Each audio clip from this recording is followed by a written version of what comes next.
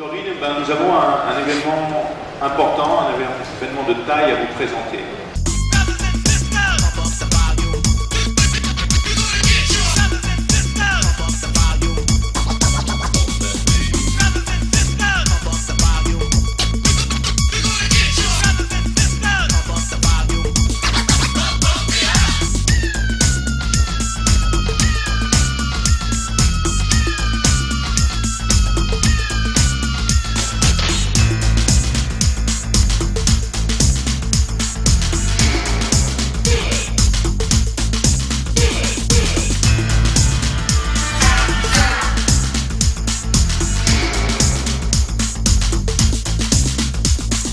C'est beaucoup de travail, oui. C'est beaucoup de travail parce que déjà il faut mobiliser nos adhérents pour qu'ils fournissent les données. Nous avons voulu sortir une cartographie qui représente le logement en Île-de-France. Mais le logement, ce n'est pas un amas de mètres carrés. C'est pas évident pour eux, donc c'est un travail à ce niveau-là de longue haleine.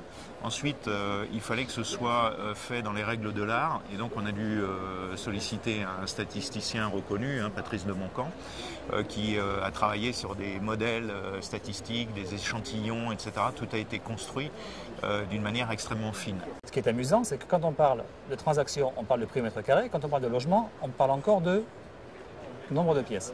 C'est un projet qui va aller dans la durée, qui va s'enrichir progressivement. L'idée, c'est de sortir un outil d'aide à la décision qui permette à l'acquéreur de définir, en fonction de son budget, l'endroit où il peut habiter. Alors pour moi, c'est très simple. C'est que ce projet va progresser au rythme du projet du Grand Paris. Par exemple, quand vous vous amuserez à aller pianoter sur la carte, vous verrez que l'exemple que nous avions pris était un couple qui avait entre 280 et 318 000 euros. Cette cartographie, pour nous, elle est essentielle parce qu'on va y apporter des couches successives, des cartes successives qui seront interactives entre elles. Et on va pouvoir prendre en compte, par exemple, des acquéreurs potentiels ou des locataires qui veulent, ou des investisseurs, bien sûr, qui veulent être proches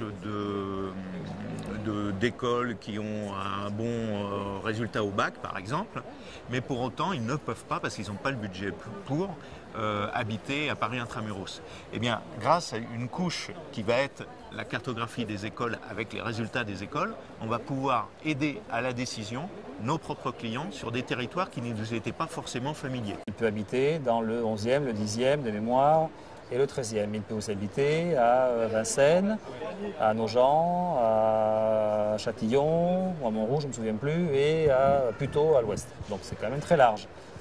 En fonction de ça, il peut se dire, bon, mais plutôt quel métro? Il clique sur l'onglet métro, et RER, il va voir toutes les stations qui vont arriver sur les zones dans lesquelles il peut habiter.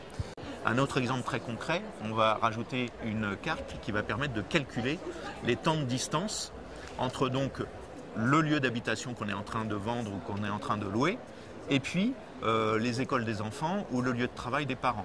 Et donc on va aider, en élargissant un petit peu le spectre, pour vous coller au maximum sur le budget, avec le nombre de chambres qui correspond, etc. Ah, peut-être que je pourrais acheter un peu moins cher, je baisse un peu mon curseur, et là, toutes les zones dans lesquelles il peut acheter vont apparaître. Pour être très clair, on ne peut pas, c'est complètement illusoire, de promettre à tous les clients d'habiter Paris intramuros. Le Grand Paris, c'est vraiment le moyen avec ce nouveau réseau de transport d'élargir le spectre. Cet outil de cartographie, c'est l'outil quotidien qui va pouvoir servir à nos clients et à nous-mêmes pour conseiller nos clients. Il va pouvoir définir en fonction de son budget les zones dans lesquelles les biens qu'il recherche sont accessibles. Toutes les personnes qui veulent aller sur le www.lamaisondelimmobilier.org ont accès à cette carte.